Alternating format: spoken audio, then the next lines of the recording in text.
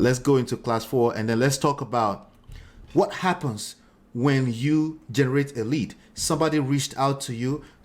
Let me just first of all say this. It is not called a lead anything before now, okay? Everything else before now is just data or contact data information, okay? Maybe you have a phone number from skip tracing. That's all just data, okay? Until somebody says, yes, I am interested in selling something, okay? Even if you contact a person and they say they're not interested, that's still a piece of data. And yeah, you can decide to contact them in the future, but it's not really a lead until it looks like this is about to lead to a deal. That's the whole point, right? So now we've generated a lead and somebody is interested in sorry, 1 second here. We've generated a lead and somebody is interested in selling.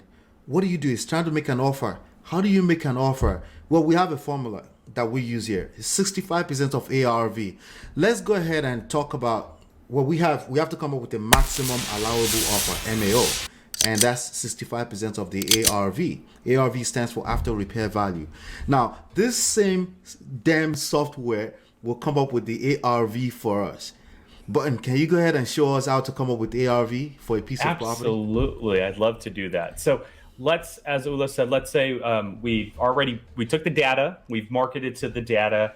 Now it's time to actually a lead called us back. Someone said, "Hey, I got your postcard, I got your voicemail," or someone filled out your website and you got that lead. So here's what you do: you're going to go into your My Properties and click on your marketing list, and you're going to find. Oh, pardon me. You're going to find. Let me do a quick refresh here. You're going to find that property within your marketing list. And you can do one of two ways. You can either find it within your marketing list. So you're going to go into your My Properties. Oh, pardon me here. Let me go into my account. Once you find it in your My Properties, simply click on that property. So here we go. Found the property list. I'm going to go ahead and click on the first property, the second property, and this is what's going to happen. From here, you're going to want to go into the comparables and nearby listings. So again, how do we get to the property? Go into the My Properties, click on your marketing list, and click on that property. From here, go into the comparables and nearby listings, and you're going to want to use our comparables area. So from here, you can use public records, MLS records, or both public records and MLS records. Now, because Texas is a non-disclosure state, we're going to stick with the MLS. From here, you can extend the date range. So if 1 year is not giving you enough results, feel free to go back another few months if you need to, maybe a year and a half. By the way, comparable means a property that's comparable to the subject property. The person that called you about the subject property. The comparable is a similar property within a 1 mile radius, sold within the last 1 year. And this software comes up with everything. Instead of you scrambling all over Zillow and all this different website, this property, this software will basically pull all that data together in one place for you. Go ahead. Ooh, and I like that what you just said. So you just gave us some good time frame. So we're going to go back a year. I love that. So let's go back a year, May 18 to 2020, a distance of 1 mile. So that should generate more records. There we go.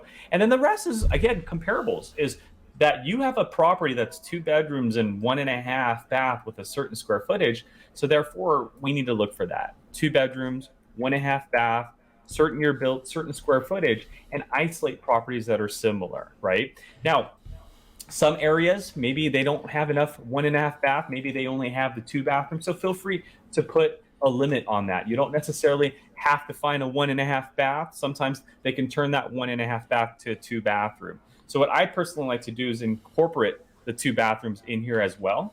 And here we go. We now have our results. Now, be careful. As you're going through your results, you might see things that don't add up. Like this is a 3 bedroom. If you see that, go ahead and deselect that. But the real question now is to ask yourself why. Look at the address, look at the amounts. If you see something at a lower amount, it's probably been a discount purchase. You're going to want to deselect that. Anything in the hundreds of dollars, that's usually a rental. You're going to want to deselect that, right? So the idea is to look at the addresses, look at where they're at on the location. If you want, you can even zoom in, put the gentleman right in front of the comp to see the property itself that sold. from the outside. Pictures are also included. As you're looking at your results, you'll see camera icons. This will allow you to see the photo's interior. So you can see this is a property that's been what? Rehab and sold. And we need to come up with an after repair value. So as you're going through your results and selecting the ones that have the rehab costs, you'll then be able to, in this case, choose all 4 of them, and you'll be generated an average sell price. But again, this is not your offer price. What I would recommend that you do is, after selecting your comps, go to actions and view the comps report. Now, while that report's generating, because that's something you're probably going to want to send to your buyers or your sellers, this right here is just your average sell price of the properties that you've clicked. Now, once you have that, you're just going to want to pull out a calculator and multiply that number by the 65% rule. So 0.65, and that would be your maximum allowable offer. And again, before your rehabs and all that stuff. Awesome. All right, good. All right, so here's the thing that I wanted to share with you in this section as well before we move on to stage 4, right? The 5-question script is really simple. You want to verify their name. If you're cold calling, which I don't really recommend, but if you found somebody who has the magic of cold calling, please, by all means, do you. The bottom line is that we're looking for people that have houses to sell. I think all marketing strategies work. If the question is, are you still going to be working by the time it's going to work? If you're going to get frustrated out of the situation before it works, then we got a problem. The same thing goes for driving for dollars. Same thing goes for cold calling. You're not going to be in the game by the time it's supposed to work. So make sure you're positioned for consistency, because human beings, we don't know how to be consistent. It's just not in us. We need to be positioned for it, right? So now, 5 questions. When you do talk to that person, verify their name. John? Button? That's it. That's the first question. You do yes. You don't want to say, can I speak to Button? You don't want to say all that, okay?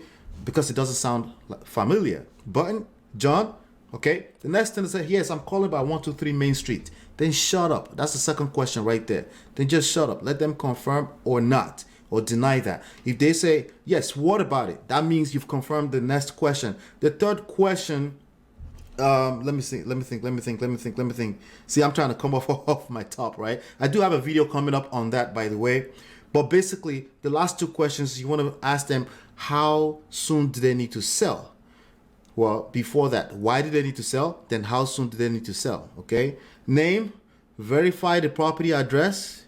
Why are they selling? How soon do they need? You got 4 right there. Look out for that other video so you can get the 5th question on how to talk to them when you're talking to them. Because once you generate a lead, you do need to talk to them. But keep in mind that you're not a salesperson. You're consulting.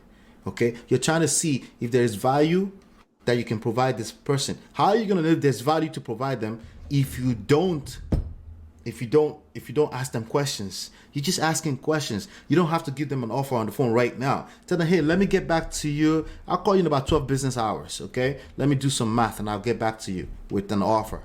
That's it. That's all you have to do. Don't overstress it, okay?